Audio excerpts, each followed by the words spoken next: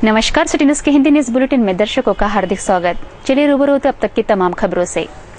Bulletin की शुरुआत करते जीने की राह के इस आज के सुविचार से।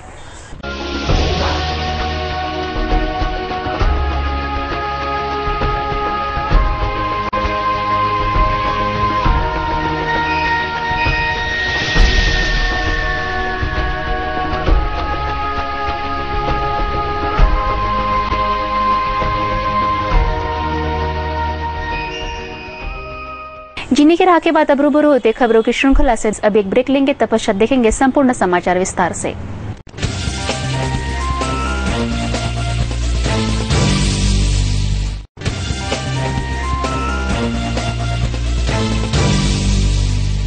अब देखते संपूर्ण समाचार विस्तार से।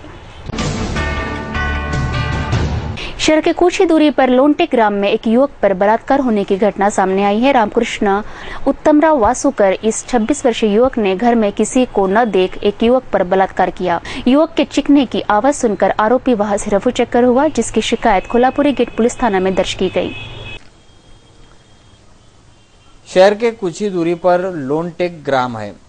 यहाँ पर एक युवक पर अनैसर्गिक कृत्य करने की घटना उजागर हुई, जिसकी शिकायत शहर के कोल्हापुरी गेट पुलिस थाना में दी गई है।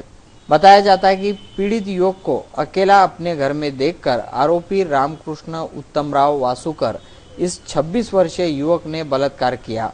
पीड़ित युवक की चीखने की आवाज सुनकर उसके मामा दौड़ते आया। मामा को आते देख आरोपी वहां से रफू चक्कर हो गया। घटना की शिकायत कोल्हापुरी गेट पुलिस को दी गई। पुलिस ने मामला दर्ज कर आरोपी रामकृष्ण वासु पर 377, 452 के तहत अपराध दर्ज किया है। आगे की जांच में कोल्हापुरी गेट पुलिस लगी है। शहर के आरटीओ कार्यालय में ट्रायल देने आई ओमिनी वैन अचानक भटक गई। मनोज साहेबराव श्रीवास किरण नगर निवासी की यह ओमिनी वैन है। वह अपने वैन की ट्रायल देने हेतु आरटीओ दफ्तर आए थे। उसी वक्त अचानक ओमनी वैन ने आग पकड़ ली, जिसका इंश्योरेंस देने से कंपनी ने मना कर दिया है, जिसकी शिकायत शहर के गाड़गेनगर पुलिस थाना में दी गई है। बुधवार को ट्रायल देने आई ओमनी वैन अचानक भड़क गई। अमरावती शहर के आरटीओ कार्यालय में ट्रायल देने आई MH14 AE 2658 क्रमांक वाली नई ओमनी वैन ट्रायल देते वक्त भड़क गई। देखते ही देखते वैन जलकर खाक हुई। बीते अप्रैल माह में यह गाडी खरेदी थी। 1 घंटे आधी आलो होतो। गाडीला आग लागण्याच्या आधी मी गाडी माझी आरटीओ ऑफिसला पार्किंग केली। पार्किंग केल्याच्या नंतर माझी जे म्हणजे पूर्ण जे होते डॉक्युमेंट्स वगैरे ते ओके केले आणि सरांना दिले। इथे सरांना दिले, साहेबांनी त्याच्यावर सही केली, सगळं केलं। त्यांनी त्याच्यानंतर मला माझी गाडी ट्रायलसाठी आणायला सांगितली। याच्या आधी मी लर्निंग लायसन्स काढलेला आहे। आता मी परमनंट लायसन्ससाठी आलो। परमनंट लायसन्स त्यांनी मला काढायला गाडी आणायला सांगितली। मी माझी गाडी काढली आणि इथपर्यंत आणली आणि गाडी ऑटोमॅटिक हलणं आग लागली। कशी लागली काय लागली काही कल्पना नाही आणि तिला बुजवण्याचा प्रयत्न केला, पण ती विजली नाही, आटोक्यात आली नाही आणि लागली। त्यानंतर मी फायर ब्रिगेडला फोन केला, 101 वर ते आले, त्यांनी गाडी नेली। लेकिन बीमा कंपनी ने वैन का बीमा देने से मना कर दिया, जिसकी शिकायत गाड़गेनगर पुलिस थाना में दर्ज की गई। गाड़ी मालक किरण नगर निवासी मनोज साहेबराव श्रीवास यह अपनी गाड़ी ट्रायल हेतु आरटीओ कार्यालय में लाए, जिसके बाद ट्रायल के दौरान अचानक वैन ने आग पकड़ ली और जलकर वैन खाक हो गई। श्री मनोज साहेबराव श्रीवास हे आज ड्रायव्हिंग टेस्टसाठी परीक्षा म्हणजे गाडी टेस्ट देण्यासाठी ते आले होते, परीक्षा देण्यासाठी। ते स्वतःची गाडी घेऊन आले होते, MH14 AE 2658 नंबरची। परीक्षा जिथून सुरू होती तिथे त्यांनी उभी केली आणि आमच्या अधिकाऱ्यांकडे गेले। अधिकारी यांनी ते त्या गाडीजवळ येताच लक्षात आलं की गाडीने पेट घेतलेला आहे। गाडीने पेट घेतला आहे तर ते सगळी गर्दी तिथली पांगवण्यात आली। काही अजून एक्स्ट्रा हानी होणार नाही याची दक्षता घेतली. फायर ब्रिगेडला आम्ही फोन केला आणि आता त्याचा तपास सुरू आहे. सर, जेव्हा आपण गाडी पासिंग करतो त्यावेळेस गाडीची चेकिंग कशाप्रमाणे केल्या जाते? नियमाप्रमाणे चेकिंग केलं जातं. ही गाडी पासिंगसाठी आली नव्हती ना, ही गाडी तो परीक्षा द्यायसाठी आला होता, ड्रायव्हिंग टेस्ट. आता जरी तो परीक्षा द्यायला आला पण याच्या आधी तर ती गाडी चेक झालीच असेल ना? हो, तर याच्या आधी एक तर ती नॉन ट्रान्सपोर्ट गाडी आहे. ती गाडी रजिस्ट्रेशनच्या वेळेस चेक होते किंवा त्याच्यामध्ये जेव्हा त्यांनी गॅस किट फिट केली असेल, कारण त्याला ऑथोराइज गॅस किट आहे त्या गाडीमध्ये, तेव्हा चेक होते. तशा वेळोवेळी चेक होतात गाड्या, त्यावेळेस चेक झाली असेल गाडी. तर म्हणजे त्या गाडीमध्ये जे आपण आग हे राहते सिलेंडर आग विझवायचं सिलेंडर ह्या गाडीला आवश्यक नाही. ती स्कूल बसला आवश्यक.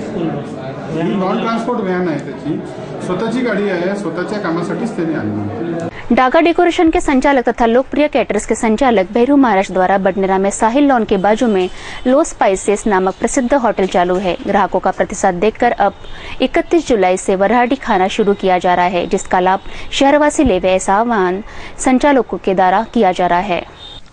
अमरावती शहर से सटे बडनेरा में लो स्पाइसेस नामक रेस्टोरेंट ने शहर भर के आस पड़ोस के ग्राहकों को अपने यहाँ के स्वादिष्ट व्यंजनों से कायल किया है। दूर दराज से ग्राहक यहाँ के खान पान का स्वाद लेने अपने दोस्तों, परिजन तथा सहपरिवार आते हैं। उसी को ध्यान में रखकर डागा डेकोरेशन के संचालक विनोद डागा तथा प्रसिद्ध कैटरर्स के संचालक भैरू महाराज के संयुक्त तत्वाधान में लो स्पाइसेस में नया वराडी थाट शुरू किया जा रहा है।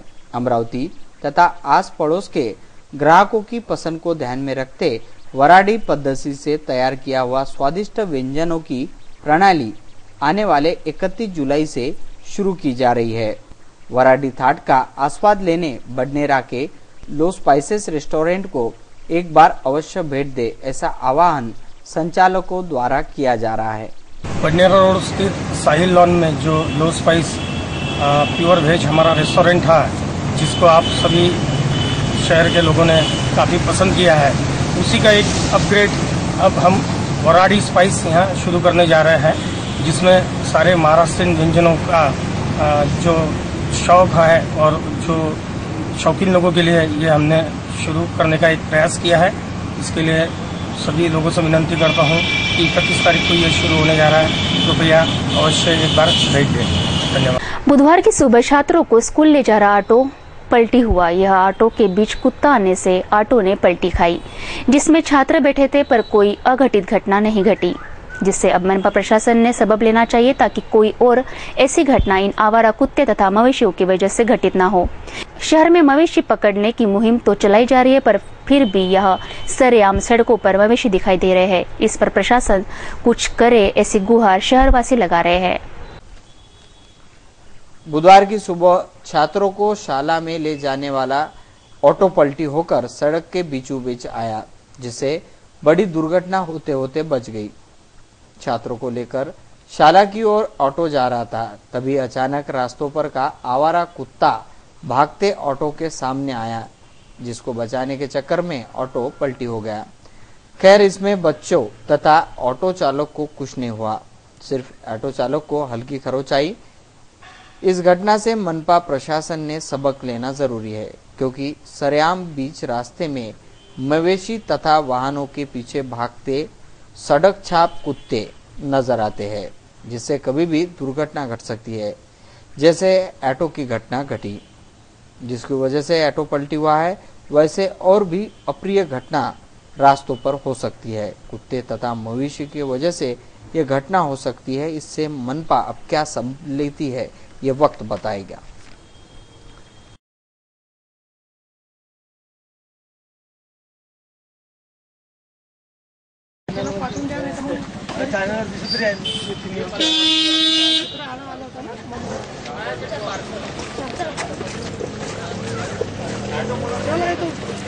धीरे दादा भाऊ आराम ठीक दादा लागलं क्या पाय लागलं पण तुमच्या भाऊ सांगून द्यायला पाय लागलं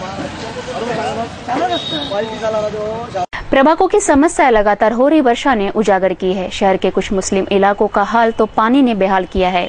शहर के गुलिस्तान नगर के रास्ते पानी से भर गए हैं, तो वही यास्मीन नगर में भी पानी की वजह से रास्ते गुम हुए दिखे जा रहे हैं। यहाँ के नागरिकों को आवागमन करना बड़ा मुश्किल हुआ जा रहा है। सारे परिसर के रास्तों पर कीचड़ पानी, इन सब से निजात मिले ऐसी गुहार स्थानीय नागरिक कर रहे हैं।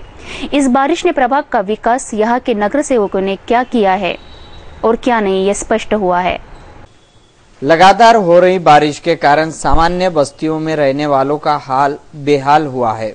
शहर के गुलिस्तान नगर में रास्तों का हाल इतना खराब हुआ है कि बच्चों को स्कूल जाना भी मुश्किल है। गुलिस्तान नगर के रास्तों पर पानी के डोबरे भर जाने से आवागमन करना मुश्किल हो रहा है। चारों ओर रास्तों पर पानी, नालियां लबालब भरी हुई, जिसकी वजह से गुलिस्तान नगर के नागरिक त्रस्त है।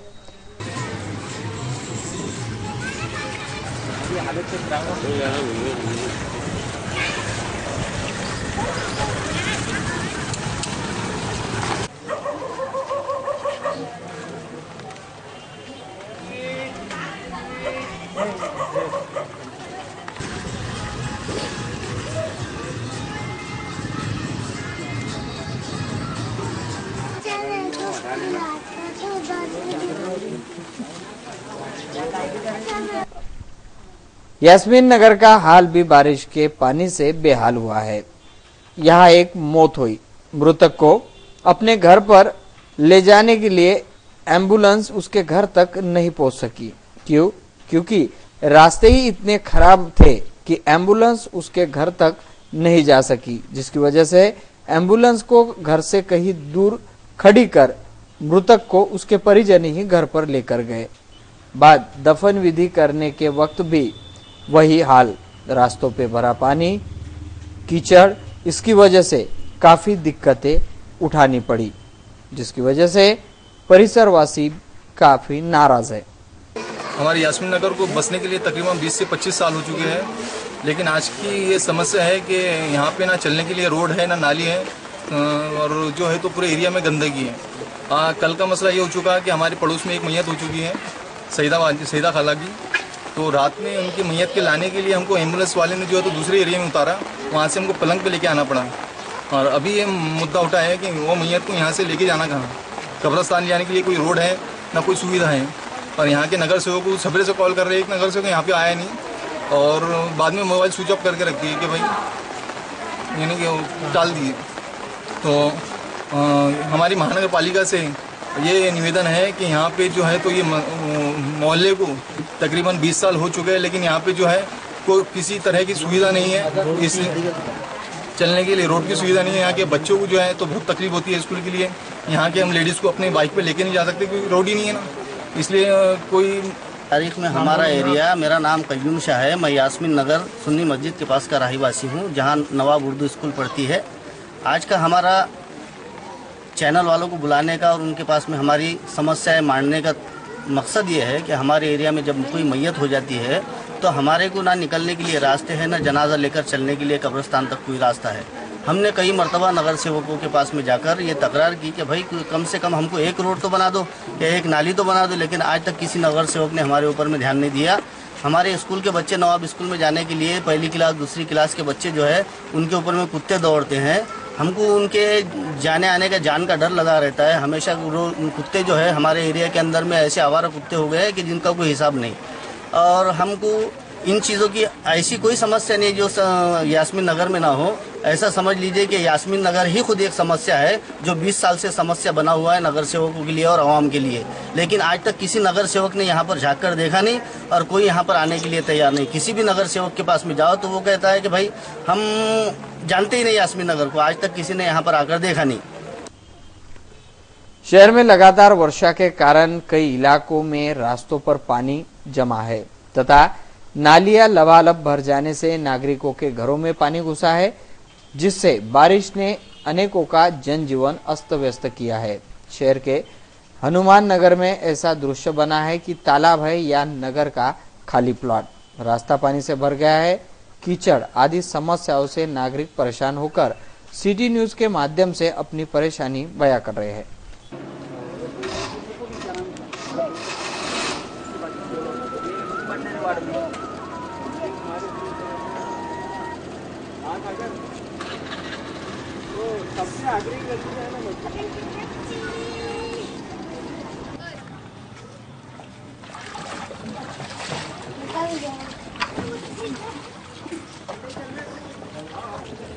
यार वैसे मुझे जाना डोली सही न्यूज़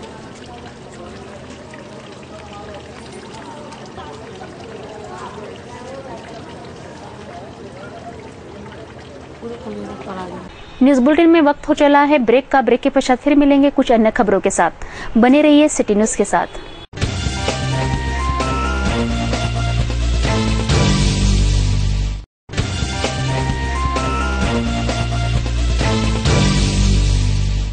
ब्रेक के पश्चात तमाम दर्शकों का फिर एक बार स्वागत। अब रूबरू होते कुछ अन्य खबरों से।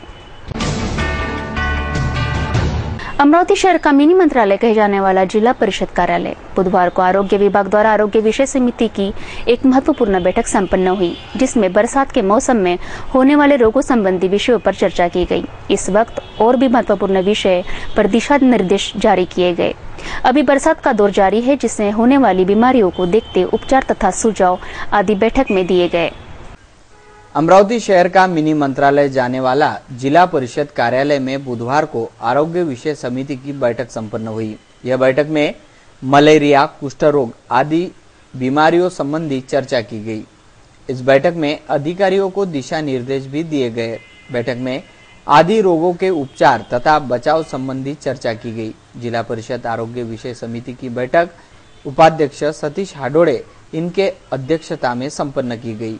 आदि विषय पर भी चर्चा की गई। कर्मचारियों के थके वेतन पर चर्चा दौरान जल्द ही इसका निपटारा किया जाएगा, ऐसे दिशा निर्देश चर्चा दौरान दिए गए।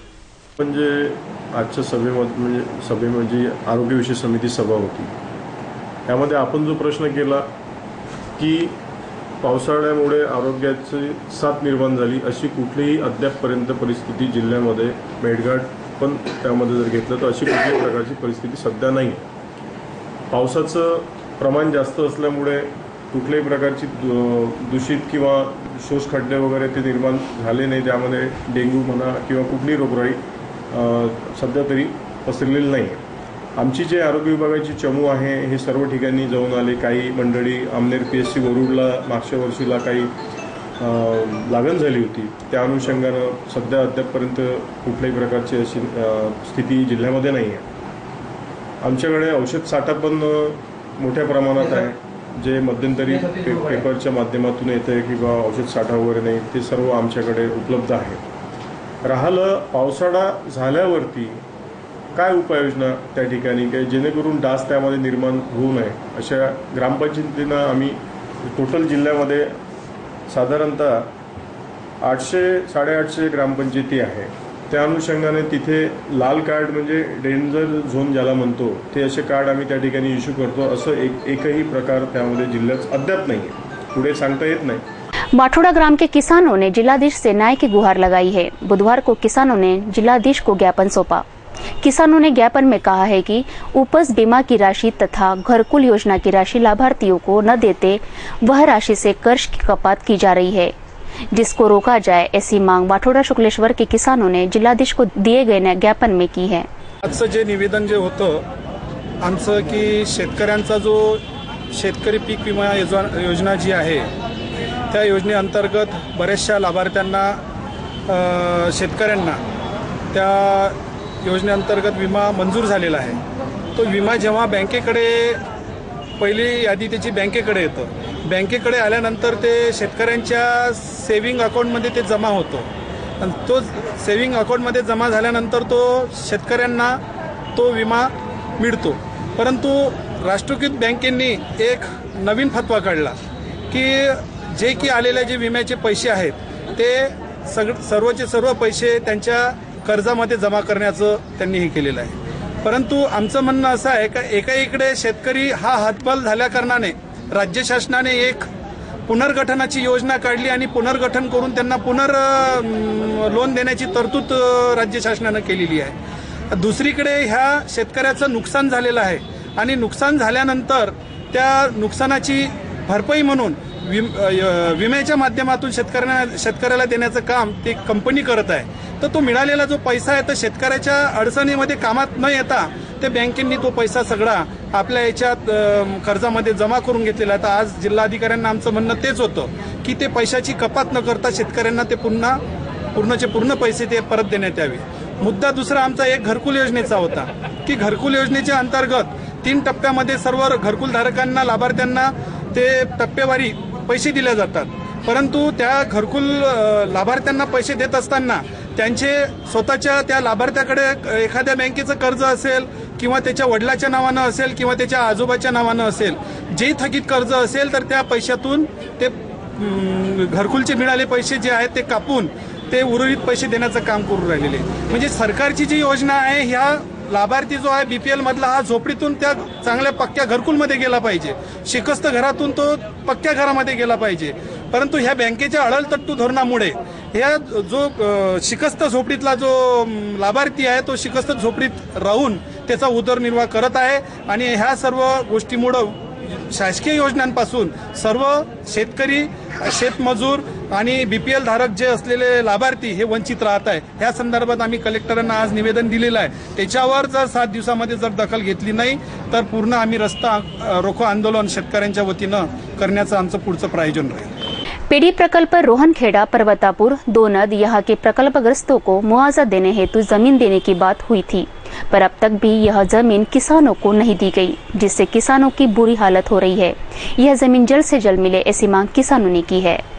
टेंबा पेढी मध्ये बुडीत क्षेत्रात येत असलेले रोहनखेडा, पर्वतापूर आणि दोनद गेल्या 8 वर्षापासून आम्ही बुडीत क्षेत्रामध्ये ही तिन्ही गावे येत आहे. करिता आम्हाला अजूनपर्यंत जे जागेचे 3 स्थळं सुचवलेले होते आम्ही. एक अळणगाव लगत, दुसरं दोनदला जे नांदगाव लगत आणि पर्वतापूरला उजदा लगत. आता आम्ही मध्यंतरी 3 वर्षाच्या आधी जागेच्या बदल्यात रोख मोबदला मागितला होता शासनाला. ती आमची मागणी शासनाने मंजूर केली आणि त्याच्यामुळे धरणाचा आता आमचा किळा सुटला असे आम्ही जाहीर करतो. पेढी बॅडेस प्रकल्प रोहनखेडा आमची जागेची मागणी होती आणि ती मंजुरात पण झाली होती. पण काही कारणामुळं म्हणजे जे आमचे आता सध्या विद्यमान आमदार आहे यशोमती ठाकूर यांच्या अडथळ्यामुळं ते लांबली होती. त्याच्यानंतर आम्ही नवीन प्रस्ताव हे तर आपल्याला नवीन प्रस्ताव जो होता आपला आमचा रोखमध्ये समजा आम्हाला रक्कम मिळण्यात यावी तर तो GR आमचा पास झालेला आहे. त्याच्यामुळं आम्ही आता लवकरात लवकर आमचा तिढा सुटून आमचं काम त्वरित मिळावा. किती लोकांना मिळालेलं आहे ते? पूर्ण लोकांना मिळायचं GR आलेला आहे. आम्ही आज भेटलो साहेबांना आणि ते आता लवकरात लवकर आम्हाला मोकळं करून देणार. किती लोक आहेत त्याच्यामध्ये? गावामध्ये किती लोक आहेत संख्या? आम्ही आता सध्या 80% लोक इथे म्हणजे लोकसंख्या आहे समजा 1700-1800 आमच्या गावची. त्याच्यातले 80% लोक समजा कुटुंब किती आहे? कुटुंब किती? 450 कुटुंब. 450. सिटी न्यूज के बारे में आप सभी से सुझाव एवं विचार सादर आमंत्रित है. हमारा पता है सिटी न्यूज कार्यालय, मातृश्री आर्केड, सहकार भवन के सामने, मोर्शी रोड, अमरावती. हमारा दूरभाष क्रमांक है 25633833. हमारी वेबसाइट एड्रेस है www.citynews.net. खबरों के लिए देखते रहिए सिर्फ सिटी न्यूज और तब तक के लिए मुझे दीजिए इजाजत. नमस्कार.